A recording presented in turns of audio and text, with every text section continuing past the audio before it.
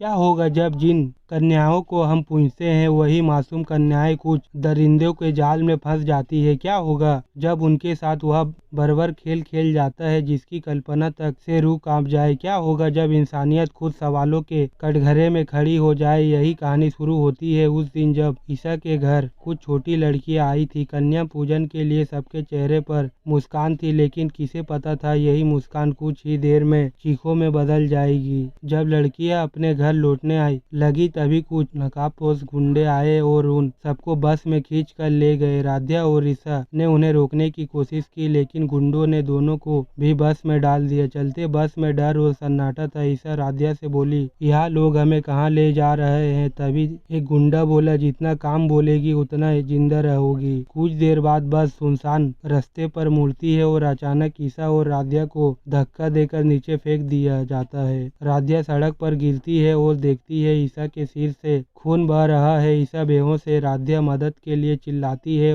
कोई नहीं रुकता, सब बस देखते रहते हैं। उसी वक्त आहना और रूही वहां से गुजरती है। राध्या को देखकर चौंकती है, यह तो राध्या है। वह दोनों दौड़कर उसके पास जाती है। राध्या कांपते हुए सब कुछ बताती है, ईसा के घर से कन्याओं के गायब होने की पूरी घटना। आहना और रूही का चेहरा सफेद पड़ जाता है। रूही ईसा को अस्पताल ले जाने निकलती है और आहना राध्या के साथ उन गुंडों की बस का पीछा करती है। रात के अंधेरे में दोनों बाइक पर निकल पड़ते। सुनसान थी हवा में डर था। थोड़ी दूर जाकर वो बस दिखती है, लेकिन तभी पीछे से कुछ गुंडे उनकी बाइक को टक्कर मारते हैं। दोनों गिर जाती है और घेर ली जाती है। आहना डर से कांपती है, पर तभी एक तेज आवाज आती है, बस कुछ हुआ वो था प्रथम। उसने आते ही गुंडों को धकेला और आहना राध्या को बचा लिया। राध्या के चेहरे पर थोड़ी राहत आई, लेकिन उसकी आंखों में अब भी डर था। प्रथम ने पूछा, राध्या यह सब क्या है? राध्या ने सब कुछ बताया। प्रथम ने फोन उठाया और नहर को कॉल किया, कहा लोकेशन भेज रहा हूँ, जल्दी आओ, बच्चियां खतरे में है। दूसरी तरफ घर में दादी राध्या को दोष दे रही थी, कहती है यही लड़की मुसीबत बुलाती है, हर बार कोई ना कोई मुसीबत बुलाती है। ओमकार समझाने की कोशिश करते हैं, पर दादी का गुस्सा शांत नहीं होता। उधर प्रथम नहर के साथ उस बस का पीछा कर रहा था। हर मोड़ पर खतरा था, लेकिन उनका हौसला टूटा नहीं। आखिरकार बस मिली। सब लड़कियां जिंदा थी, लेकिन तभी भीड़ में एक औरत आई जिसने बंदूक निकाली और राध्या पर गोली चला दी। गोली प्रथम के कंधे में लगी, वो गिर पड़ा। राध्या चिल्लाई, प्रथम जागो, मत छोड़ो मुझे, मत छोड़ो। ओमकार की आंखों में दर्द भर गया। वो धीरे से बोले, माँ अगर यह सब आपकी वजह से हुआ तो आपने वो किया जो कोई दुश्मन भी नहीं करता। दादी की आंखें नम थी। उन्होंने धीरे से कहा, हाँ मैंने किया, क्योंकि मुझे डर था कि इस घर में मेरी जगह कोई और ले ले। मैं खुद को हर दिन खोती जा रही थी। ओमकार की आवाज भरी हो गई, माँ अपने इस घर को गिरा जिससे आपने खुद बनाया था। घर में सन्नाटा फैल गया। राध्या सीढ़ियों पर बैठी थी। उसके सामने प्रथम जमीन पर पड़ा था। उसकी सांसें धीमी थी। राध्या बोली, जब अपने ही चोट देते हैं तो वह दर्द जिंदगी भर नहीं भरता। प्रथम ने धीरे से उसका साथ पकड़ा और कहा, राध्या तुम इस घर की आत्मा हो, मैं सब ठीक कर दूंगा। लेकिन राध्या की आंखों में अब भी वही सवाल थे, क्या सच में सब ठीक हो पाएगा? रात की खामोशी में बस हवाओं की किसकी थी और दीवार पर टंगी तस्वीर में राध्या और प्रथम मुस्कुरा रहे थे, लेकिन उनके चेहरे अब सिर्फ याद बन चुके थे। एक तरफ जहां दादी की वजह से अब राध्या की जान इतनी बड़ी मुसीबत में तो आ जाती है, लेकिन क्या प्रथम सही वक्त पर पहुंचकर राध्या को बचा लेता है? वेल आने वाले एपिसोड में जहां प्रथम अब करने वाला है उस गुंडे से सवाल जवाब, आखिर वह सब यह किसके कहने पर कर रहा था। वैसे में अब दादी की मुसीबतें यहाँ बढ़ती हुई नजर आएगी, लेकिन अब यह देखना मजेदार होगा आखिर अब दादी की सच्चाई क्या प्रथम के सामने आ पाएगी या फिर नहीं। खैर आने वाले एपिसोड में एक तरफ जहां अब जल्द ही राध्या